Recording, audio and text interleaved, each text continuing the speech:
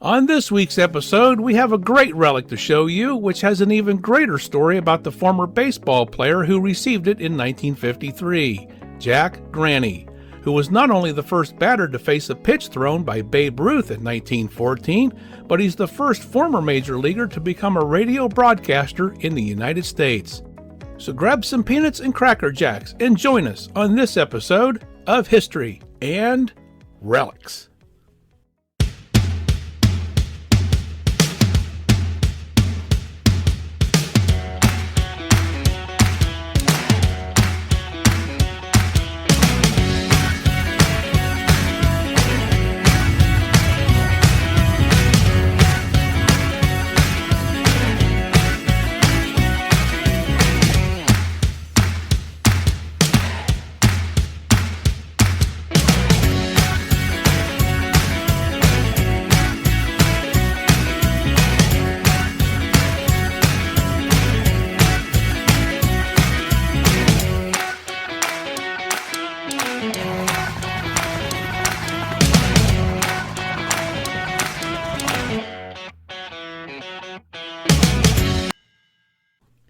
John Gladstone Graney, also known as Jack, was born on June 10, 1886, in St. Thomas, Ontario, Canada, where his love for the game of baseball started as a left-handed pitcher.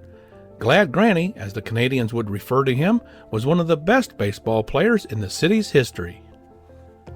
Graney wanted to attend college, but after a tryout in New York, his baseball career took precedence. Jack pitched for Rochester, New York, of the Eastern League in 1907, and Wilkes-Barre, Pennsylvania, of the New York State League, where he won 24 games. His contract was then purchased in 1908 by the Cleveland Naps, and off to the majors he went. It was a rocky start for Jack in 1908 as he hit his manager, Napoleon Lajoie, in the head with a pitch during spring training. His contract was quickly sold to Portland, and after hitting another half-dozen batters during the season, he was switched to the outfield, where things improved, and by 1910, Jack was back playing with Cleveland. On July 11, 1914, Babe Ruth made his major league debut, pitching for the Boston Red Sox against the Cleveland Naps at Fenway Park. Jack Graney was the first man to bat against Ruth. The 19-year-old Ruth allowed 8 hits, 2 runs, and posted 1 strikeout and did not walk a batter. He was 0 for 2 batting and struck out once.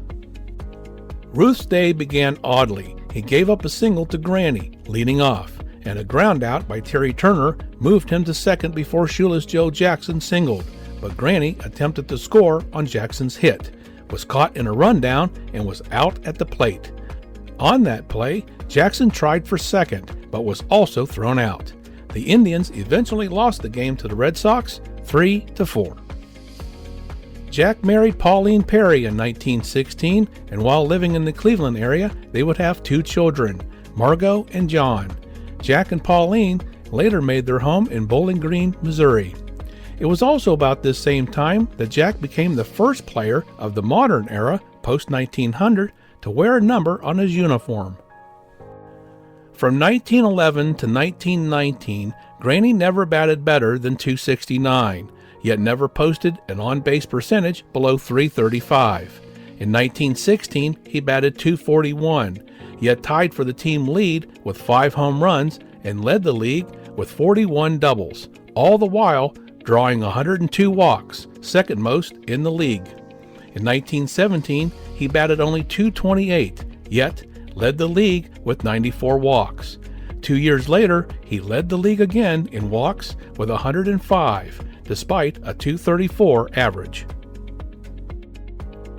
F.C. Lane, Baseball Magazine's editor, once compared the number of walks Graney achieved to those that Babe Ruth got.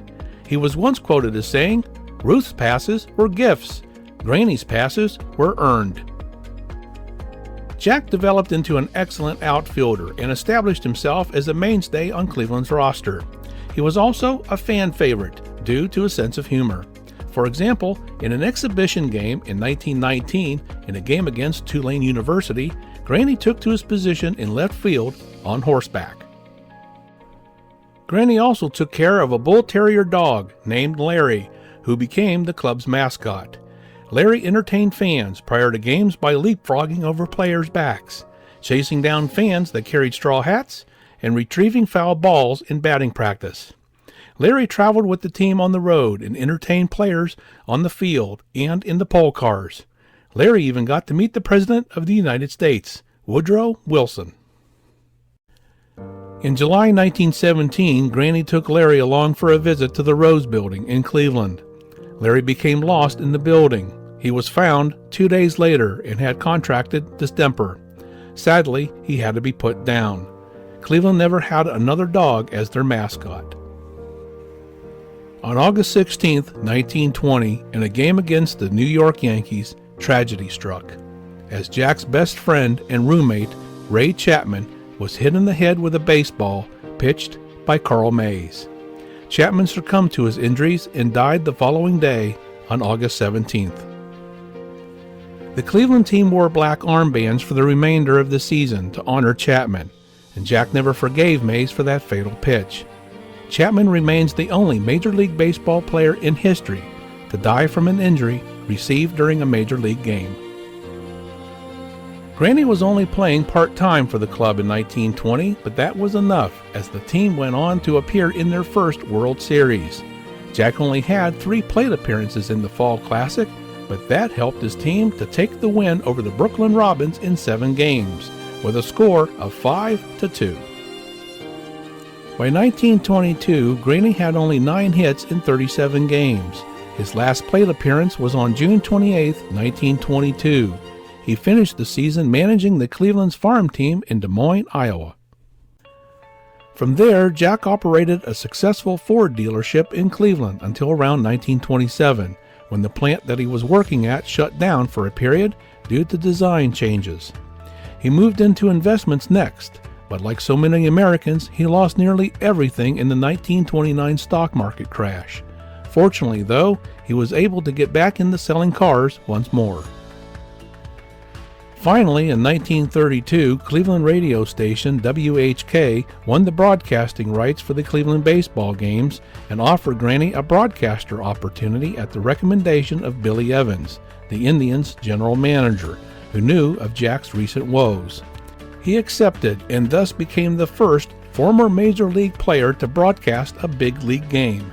He paved the way for folks like Joe Garagiola and Bob Uecker, among others. Jack had no formal training, but he was better for it. He had a rough and non-traditional voice, but was loved by the fans for his play-by-plays. In just his 3rd season behind the mic, CBS asked him to call the World Series, but Commissioner Kennesaw Mountain Landis objected, fearing Graney's biases from his playing days would interfere. Graney wrote Landis an impassioned letter arguing his stance. "My playing days are over. I am now a sportscaster and should be regarded as such," Jack said. Landis eventually relented and allowed Jack to enjoy one of his greatest broadcasts during the 1935 Fall Classic.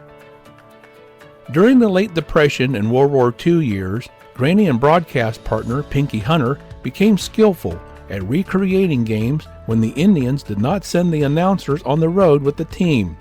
Announcing via Western Union reports, the pair added their own touches to make it sound as though they were actually watching the game, even adding the roar of the crowd using a record. Bob Feller was quoted as saying, "Often, when we weren't doing too well, Jack made us sound good."